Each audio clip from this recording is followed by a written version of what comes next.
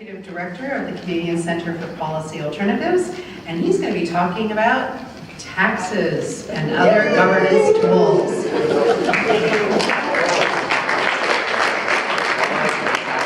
That's so weird. Thanks, Seth.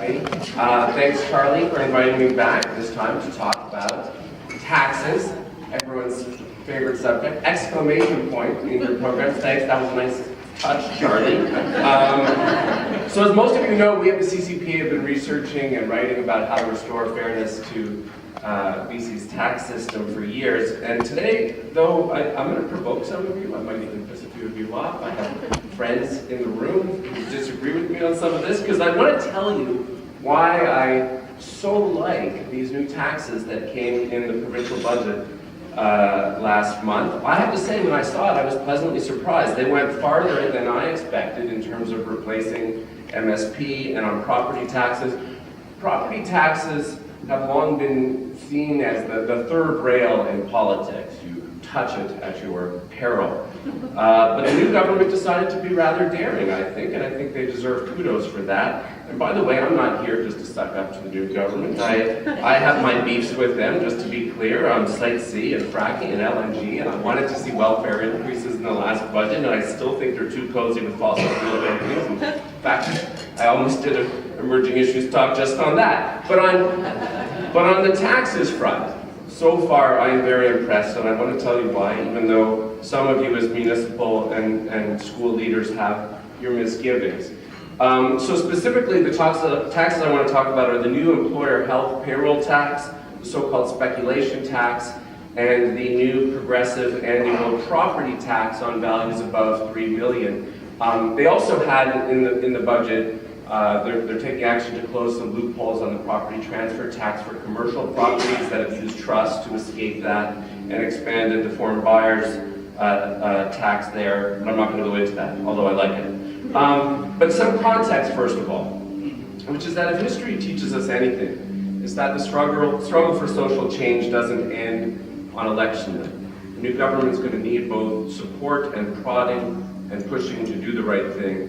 And moreover, what we see emerging now is that the forces in our province that oppose a progressive policy agenda are mobilizing to challenge it, and they're going to warn that it's dangerous to the economy and too expensive. So a counterattack is coming.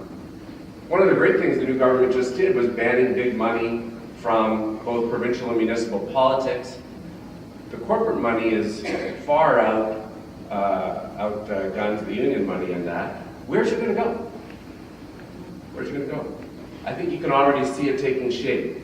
It's going to go to a whole bunch of right-wing advocacy groups, and it will be spinning myths about the dangers on spending on public services and on raising taxes on the wealthy and corporations and on raising the minimum wage. And so it's going to fall to us to insist that these changes happen. So let's start off, though, with a friendly reminder of why these tax changes needed to happen. The legacy of tax cuts for corporations and upper-income people mean that BC's overall tax system has become regressive.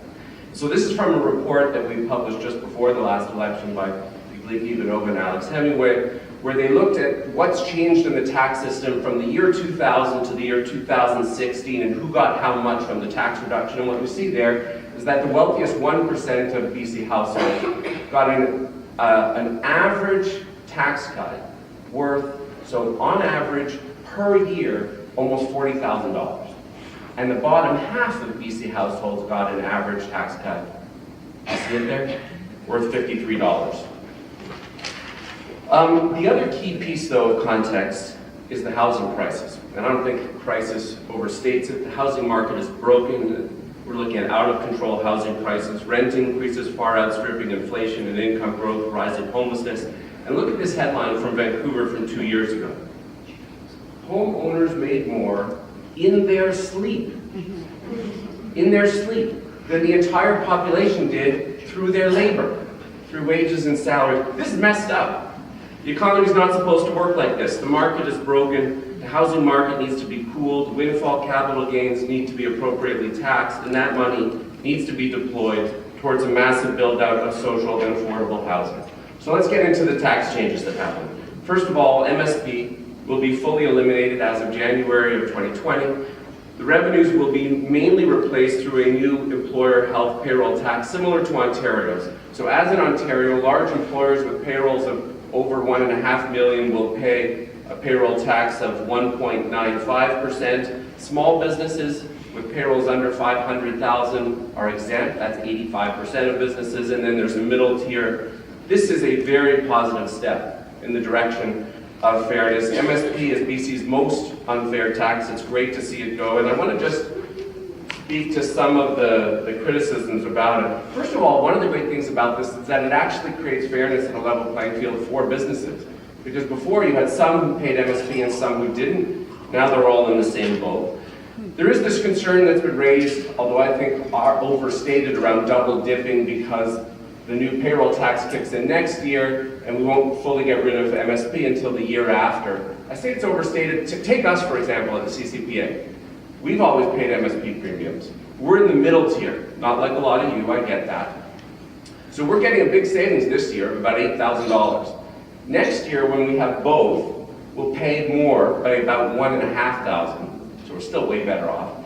And then every year after that, under the new payroll tax, we'll be saving about $6,000 a year. The other piece of it, though, is that payroll taxes in Canada and BC's are low by other standards. So Ontario, Quebec, Manitoba, Newfoundland already have payroll taxes. The new BC one will be the same as Ontario in terms of the lowest in the country. And in the grand scheme of things, Canada's payroll taxes are very low within the OECD. And the other key piece of the context is that BC businesses have already experienced huge tax cuts. Since the year 2000, the BC corporate income tax went from 16.5% to 12%, and the federal rate from 28% to 15%.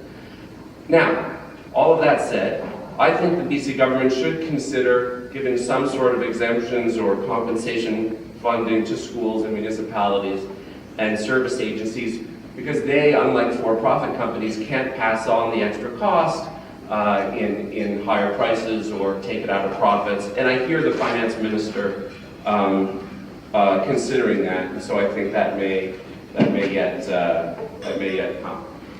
All right. Well, something's not advancing there. Oh, there, now double advance.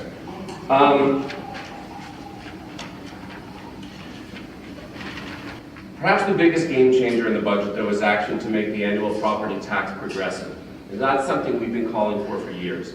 Until now, the basic school property tax was calculated, as you all know, using a mill rate. So you establish the mill rate, and it's the same flat tax on the whole of the value of the property. With this new budget, they have cracked open that practice and introduced two new progressive tiers on top of that basic rate. So for properties over $3 million, it's 0.2%, and then the next tier for property values above $4 million of 0.4%. I think this is an important step towards progressive taxation of wealth. To our knowledge, it's the first time this has happened in North America, although there's several examples in Europe. And here's why, and here's the thing. We all wring our hands about income inequality. And income inequality is concerning, but bad as income inequality is, wealth inequality is worse. And in British Columbia, that wealth inequality story is first and foremost about real estate and who won the lottery and who didn't. I find it odd that as progressives, we all support progressive income tax, and yet we get all uncomfortable about progressively taxing the wealth that accrues to dumb luck. The introduction of progressivity to the annual property tax sets an important precedent and opens the door for future tax reforms that enhance fairness and allow us to go where the money is in our province, which is namely real estate. And because real estate wealth, unlike income, can't be hidden, progressive property taxation can be a vital source of new revenues. I think the provincial government has opened a door for you, as municipal leaders, walk through it. And we've seen some sticker shock in the media about seniors on fixed incomes who bought homes decades ago. They can defer the property tax, and even if that accumulates to quite a bit, when it comes time to pay, it will still be a tiny fraction of the capital gain that is realized over that time. And then the last tax I wanted to mention was the new speculation tax, also coming under heavy attack, as you can see here. We had a piece defending it yesterday in the Vancouver Sun. The new speculation tax is somewhat misnamed. It's more of an empty homes tax. It's not a tax on flipping. It will be 2% kicking in next year, or as of next year. Principal residences and long-term rental properties are exempt. Airbnb and other short-term rentals are not exempt, but you could easily Airbnb your place for a few weeks and pay the tax. And the tax will only apply in certain geographic areas. Some of the details are still to be sorted out, and the provincial government would do us all a favor if they sorted it out quickly. But those who do have to pay the tax will get a credit against their BC income tax, and so in that way it's really primarily focused on those with incomes outside BC. And those non-resident owners, whether they are in Asia or Alberta, will pay the tax if they leave their home vacant. So it's a powerful incentive to rent out vacant property and give a boost to available rental stock. And I'll just close by saying that the point in all of this is that bold housing action was necessary. I think one of the key threats to a progressive agenda for the new government is that we will see action on the minimum wage and on welfare and on childcare, and it will all get hoovered up in rents. Something had to happen. We had to cool the housing market if we're going to deal with the affordability crisis. We need new low-income supply as well. We've argued for the province to publicly construct 10,000 new units of social and co-op housing every year. These tax measures could help fund that. I think it sets some important precedents and are worth our support, and otherwise you can come argue with me afterwards. Thank you.